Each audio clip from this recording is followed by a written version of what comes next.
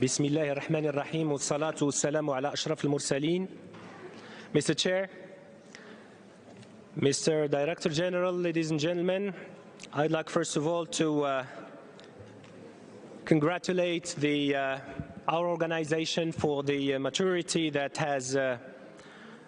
all the member states have witnessed in this very specific session because of the long debates on the budget, on the priorities, on the declarations.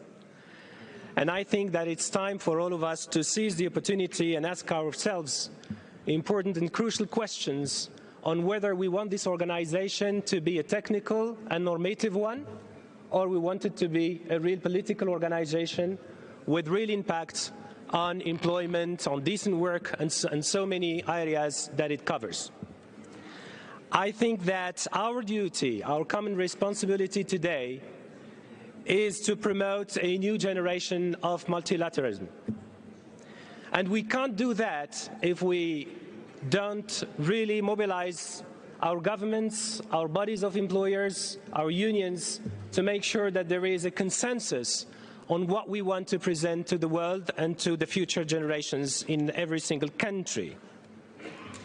We need an efficient and relevant organization that is connected to the real lives, priorities, and lived experiences of our populations, of our citizens. And this is why I want to thank and encourage and endorse the role, the efforts that Director General is doing every day with all of you, member states and chairs, so that we can transform our organization in this post-COVID era. By the way, I don't see another choice. I don't see another organization who can play this role because of the unique constituency of this very specific organization with the tripartism that we all know.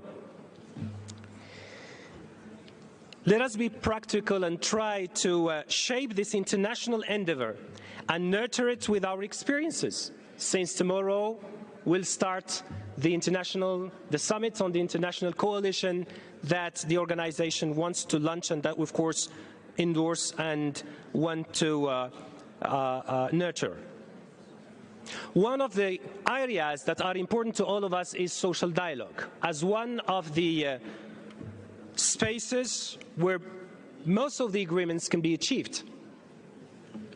In Morocco, for instance, we reached last year a historic agreement on social dialogue. We have the proof with the unions, the 3 representative unions present here, the representatives of employers.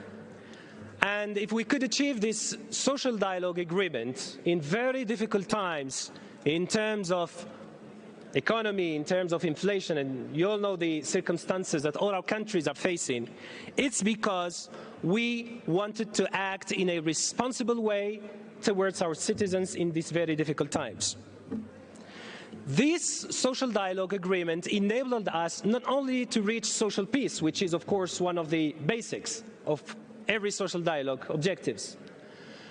It enabled us to launch 3 important, crucial and unprecedented reforms in the sector of education for more than 500,000 people, workers, in the sector of higher education and in the sector of health.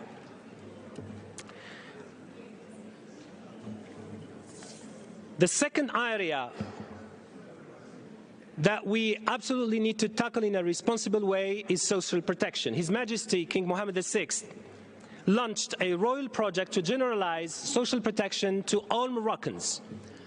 We could reach last year more than 11 additional Moroccans who have now the access to the medical coverage. It's huge in terms of budget. It required a lot of trade-offs for the government, but we could reach it, and we are engaged this year, next year, and the year after to tackle the other areas of social protection, namely the family allowances, the job loss compensation that exists but that we're revamping, and the extension of pensions to all types of workers, including those who do not earn wages. Another interesting area that you're tackling here, and I'm finishing with this, is the apprenticeship, because it's one of the very efficient ways to make sure there is an integration to the job market. We have more than 600,000 people in the vocational training, and His Majesty launched one of the Rolls-Royces of vocational training in Morocco that we call the Cities of Skills, with more than 35,000 students, villages of tourism, aeronautics, and car industry, and so many other industries, so that we can give to this very important population the means of its success. Ladies and gentlemen, I don't want to take more time. I just want to reassure you that Morocco is engaged with the ILO in the efforts, in the endeavor of the Director General, and we completely endorse and we want this initiative that is launched tomorrow to be a successful one. Thanks, ladies and gentlemen.